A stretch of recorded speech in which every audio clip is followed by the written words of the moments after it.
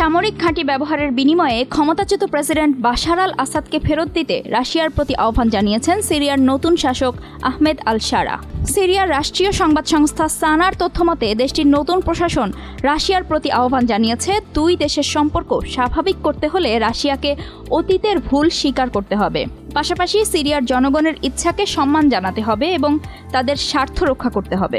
বিভিন্ন সংবাদ সূত্রের বরাত দিয়ে CNN আরও জানিয়েছে, আসাদকে ফেরত পাঠানোর পাশাপাশি সিরিয়া পুনর্গঠন ও পুনরুদ্ধারে সহযোগিতার জন্য ক্ষতিপূরণ দিতে হবে রাশিয়াকে। এদিকে রাশিয়ার দীর্ঘদিনের মিত্র বাশার আল আসাদ। গৃহযুদ্ধের সময় রাশিয়ার সহায়তায় তিনি সিরিয়ার ক্ষমতায় ছিলেন, কিন্তু বিদ্রোহীদের আকস্মিক এক অভিযানে গত ডিসেম্বরে ক্ষমতাচ্যুত হয়ে মস্কোতে পালিয়ে যান তিনি।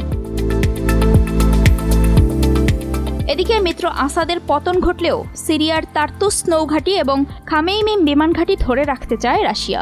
এই ঘাঁটিগুলো ভূমধ্যসাগরে রাশিয়ার সামরিক উপস্থিতি বজায় রাখার জন্য অত্যন্ত গুরুত্বপূর্ণ। সাবেক সোভিয়েত ইউনিয়ন অঞ্চলের বাইরে এগুলোই রাশিয়ার একমাত্র সামরিক ঘাঁটি। রাশিয়ার পররাষ্ট্র মন্ত্রণালয় নিশ্চিত করেছে, সিরিয়ার সঙ্গে আলোচনা চালিয়ে যাওয়া হবে, তবে সামরিক ঘাঁটি নিয়ে তারা কোনো সরাসরি মন্তব্য করেনি। কাতার ভিত্তিক গণমাধ্যম আল জাজিরা জানিয়েছে, 29 জানুয়ারি ক্রেমলিনের মুখপাত্র দিমিত্রি পেসকভ সিরিয়ার প্রস্তাবের বিষয়ে সাংবাদিকদের প্রশ্নের কোনো উত্তর দেননি। যদিও এর একদিন আগে রাশিয়ার উচ্চ পর্যায়ের একটি প্রতিনিধি দল সিরিয়ায় নতুন শাসক আহমেদ আল শারার সঙ্গে বৈঠক করেছে।